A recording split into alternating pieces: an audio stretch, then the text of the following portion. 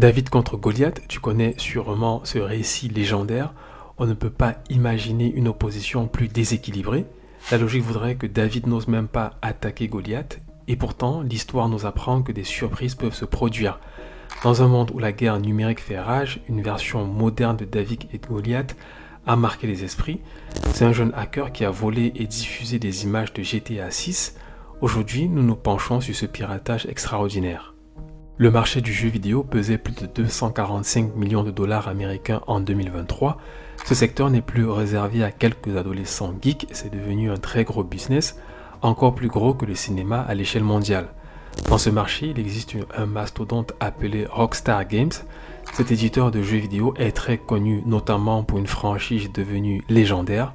Je vais bien sûr parler de GTA Grand Theft Auto. Le 6e opus de la série est très attendu par des millions de fans à travers le monde. Le succès du jeu est tel que la maison mère Take-Two Interactive est cotée en bourse. Bref, Rockstar c'est Goliath.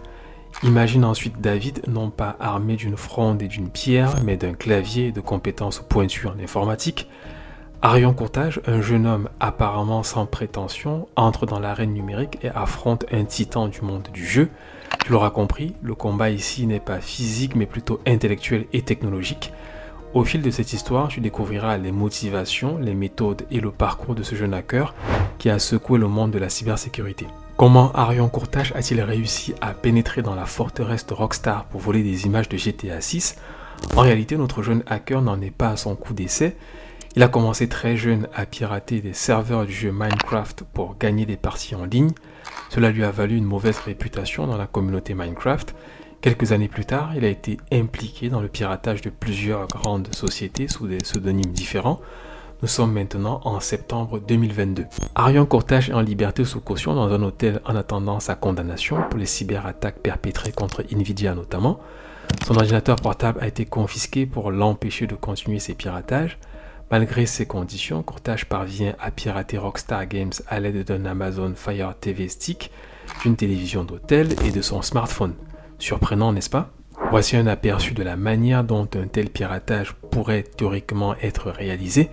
L'Amazon Fire TV Stick pourrait avoir été utilisé pour se connecter au réseau de l'hôtel ou à d'autres appareils non sécurisés. Le smartphone pourrait avoir été utilisé comme un dispositif de contrôle pour exécuter des commandes à distance.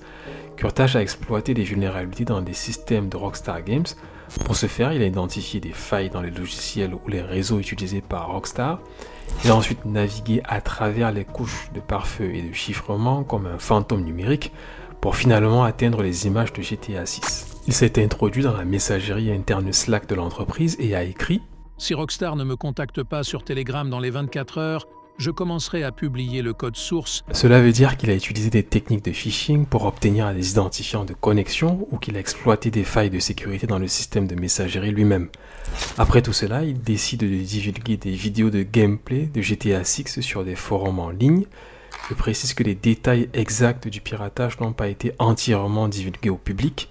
La méthode exacte utilisée par Courtage reste donc en partie mystérieuse. Ce genre de piratage nécessite des compétences techniques avancées et souvent des complicités. En réalité, Arion Courtage n'est pas complètement un loup solitaire. D'après les éléments de l'enquête, il serait membre du groupe de hackers Lapsus. Lapsus n'est pas un groupe de pirates informatiques comme les autres. L'agence américaine de cybersécurité et de sécurité des infrastructures a publié un rapport sur Lapsus en juillet 2023, analysant les activités du groupe entre 2021 et 2022. Leurs membres sont jeunes, doués, intrépides et ils opèrent dans un monde numérique sans frontières. Ils sont connus pour leur approche audacieuse en ciblant de grands noms comme Microsoft et Nvidia. Parmi les attaques les plus notables, on retrouve de grands noms comme Microsoft en mars 2022. Lapsus a réussi à infiltrer les systèmes de Microsoft, dérobant plus de 37 gigaoctets de données, incluant des emails, des clés privées de signature numérique, des certificats et potentiellement une grande partie du code source de Bing et d'autres services Microsoft. Nvidia, mars 2022, le groupe a fait fuiter du code source et des informations d'identification d'employés de Nvidia. Samsung également en mars 2022. Lapsus a publié le code source des téléphones Samsung Galaxy et d'autres données sensibles de l'entreprise. Ubisoft, mars 2022. L'entreprise de jeux vidéo a également été victime d'une intrusion de cybersécurité par le groupe. Uber et Rockstar Games. En septembre 2022, le groupe est fortement soupçonné d'être à l'origine des compromissions sur ces deux entreprises. Okta, une autre cible majeure de Lapsus spécialisée dans l'authentification et la gestion des identités. Lapsus a une approche unique de la cybercriminalité car il ne vise pas seulement un gain financier mais recherche également la reconnaissance. Ils utilisent Telegram pour annoncer publiquement leurs actions et dialoguer avec leurs abonnés, allant même jusqu'à mener des enquêtes pour identifier leurs futures cibles. En mars 2022, la police de la ville de Londres a arrêté 7 individus âgés de 16 à 21 ans liés au groupe Lapsus. Malgré les arrestations, le groupe a poursuivi ses activités et mené des attaques contre des entreprises telles que GoDaddy, Microsoft et Google en décembre 2023. Lapsus utilise non seulement un ransomware, mais menace également de vendre ou d'exposer les données volées si les victimes n'acceptent pas un arrangement financier. Leur méthode initiale consiste à accéder au réseau d'entreprise en acquérant les informations de connexion des employés disposant d'un accès spécial, généralement via une complicité au sein de l'entreprise ou d'autres méthodes. Après avoir obtenu l'accès, ils exfiltrent des données sensibles et menacent la société victime. Les conséquences de ce piratage ont été désastreuses. Tech2 Interactive, la société mère de Rockstar Games, a dû faire face à une tempête. Le cours de leur action a vacillé. Leur sécurité interne a été remise en question. Dans cette tempête, Rockstar a fait preuve de résilience et en s'engageant auprès de leurs fans. Ils ont publié des déclarations pour rassurer l'écosystème, ils ont doublé les mesures de cybersécurité.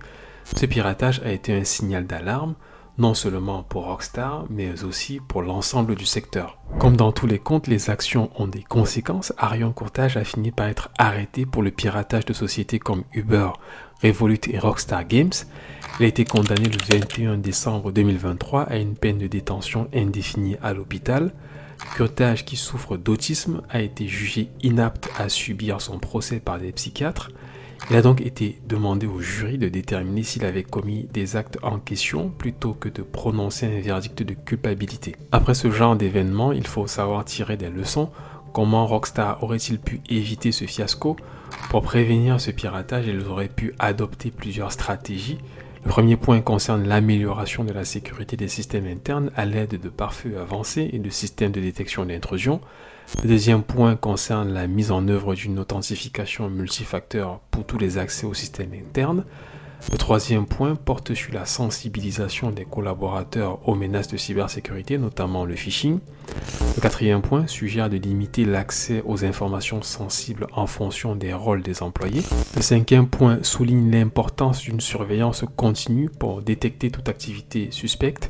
Le sixième point met en évidence la nécessité du chiffrement des données pour protéger les informations sensibles. Enfin, des tests d'intrusion réguliers doivent être effectués pour identifier et corriger toute faille de sécurité. En adoptant ces mesures, Rockstar aurait pu réduire considérablement le risque de subir ce piratage. Toutefois, le risque zéro n'existe pas et l'humain est souvent le maillon faible dans ces situations. Cette histoire symbolise l'évolution du champ de bataille de la cybersécurité. Aujourd'hui, de jeunes pirates avec un ordinateur portable peuvent défier les grandes entreprises. C'est un signal d'alarme qui souligne le besoin permanent de vigilance et d'innovation du monde numérique. Nous voici à la fin de notre aventure dans ce conte des temps modernes. J'espère que cette vidéo t'a plu. Si c'est le cas, mets un like pour m'aider à promouvoir la chaîne. N'oublie pas de t'abonner à ma chaîne pour plus de contenu sur la cybersécurité et les technologies. On se retrouve bientôt pour une nouvelle vidéo.